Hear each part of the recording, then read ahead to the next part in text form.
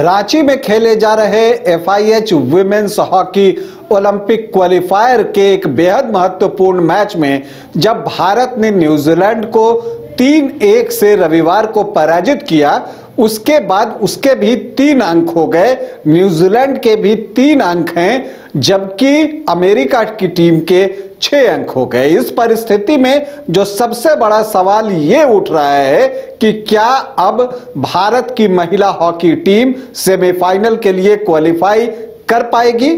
क्योंकि ये आप मानकर चलिए कि जो टीम सेमीफाइनल में जाएगी उसी के लिए ओलंपिक क्वालिफाई करने की संभावनाएं बची रहेंगी।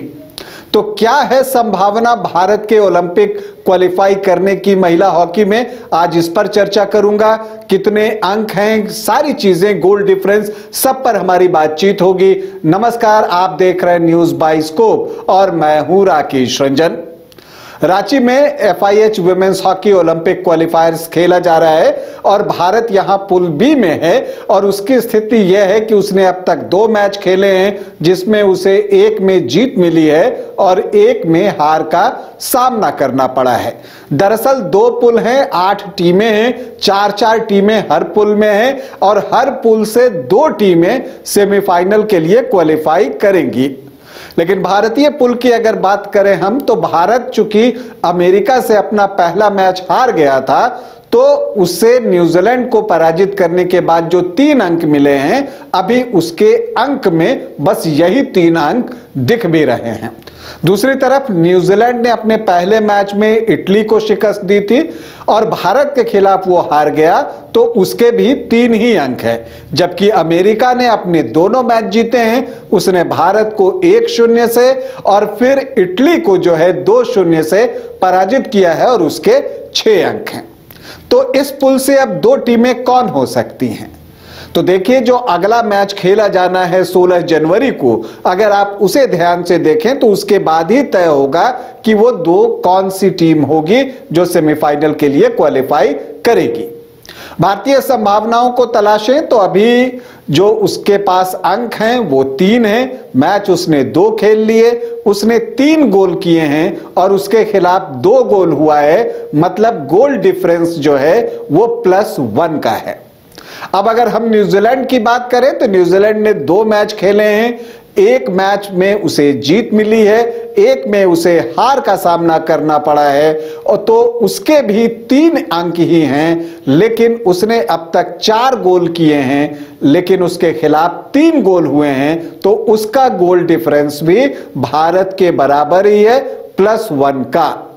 इस पुल में अभी जो स्थिति है उसमें अमेरिका टॉप पर बना हुआ है और अमेरिका ने 2 मैच खेले हैं, दोनों में जीत हासिल की है, उसके 6 अंक हैं और उसने अब तक 3 गोल किए हैं और गोल डिफरेंस के मामले में वो +3 की स्थिति में है। तो ये स्थिति बदल भी सकती है 16 जनवरी के मैच के बाद। तो क्या क्या संभावनाएं हैं? अगर पहली संभावना पर हम चर्चा करें तो ये हो सकता है कि अमेरिका की टीम न्यूजीलैंड को पराजित कर दे, तो अमेरिका के 9 अंक हो जाएंगे, वो सेमीफाइनल में पहुंच जाएगा।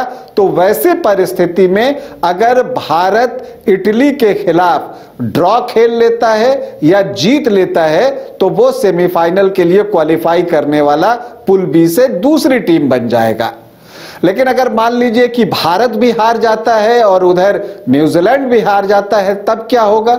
तब दोनों टीमों के अंक बराबर हो जाएंगे और फिर गोल डिफरेंस पर तय होगा कि कौन सी टीम दूसरे नंबर पर रहेगी।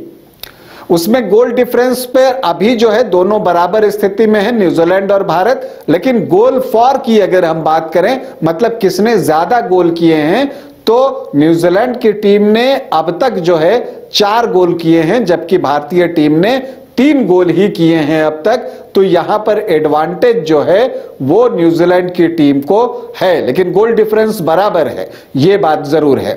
अब अगर हम दूसरी स्थिति लें कि अगर न्यूजीलैंड जो है वो USA को, मतलब अमेरिका को पराजित कर देता है, तब वैसी परिस्थिति में न्यूजीलैंड के भी 6 अंक हो जाएंगे, अमेरिका के भी 6 अंक हैं और फिर अगर तब वैसी परिस्थिति में भारत को हर हाल में मैच जीतना होगा और बेहतर गोल औसत से मैच जीतना होगा, बड़े अंतर से मैच जीतना होगा, तभी वो सेमीफाइनल के लिए क्वालिफाई कर पाएगा। क्योंकि अभी अमेरिका का जो गोल डिफरेंस है वो +3 है, लेकिन जब उसे न्यूजीलैंड हराएगा तो नेचुरली उसका गोल डिफरेंस जो है वो कम होगा। तो क्या ये परिस्थिति आएगी? और एक परिस्थिति ये हो सकता है कि न्यूजीलैंड और अमेरिका का मैच बराबरी पर छूट जाए, तो वैसी परिस्थिति में अमेरिका के 7 अंक हो जाएंगे, न्यूजीलैंड के 4 अंक हो जाएंगे। तो उस परिस्थिति में अगर भारत इटली को पराजित कर देता है तो वो सेमीफाइनल के लिए क्वालिफाई कर जाएगा, और अगर वो ड्रॉ खेलता है तो फिर उसके और न्यूजीलैंड के बीच गोल डिफरेंस देखा जाएगा। अगर गोल डिफरेंस बराबर हुए तब गोल फॉर देखा जाएगा, और उसमें अभी न्यूजीलैंड को बढ़त है। लेकिन एक और भी कंडीशन है कि जो दोनों टीमों के बीच मुकाबला हुआ है उसे किसने जीता, तो भारत ने न्यूजीलैंड को पराजित किया है। यह भारत के लिए फायदे की बात है, लेकिन ये चीजें बाद में देखी जाएंगी।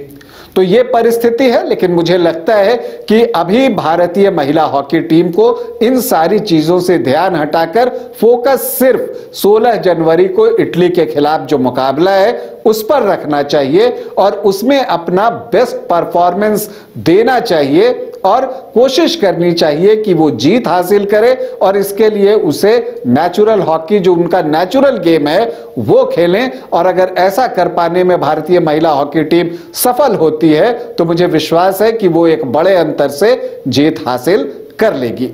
भारत की महिला हॉकी टीम को हमारी ढेरों शुभकामनाएं। अभी आपसे अनुमति चाहूंगा, इजाजत दें, नमस्कार।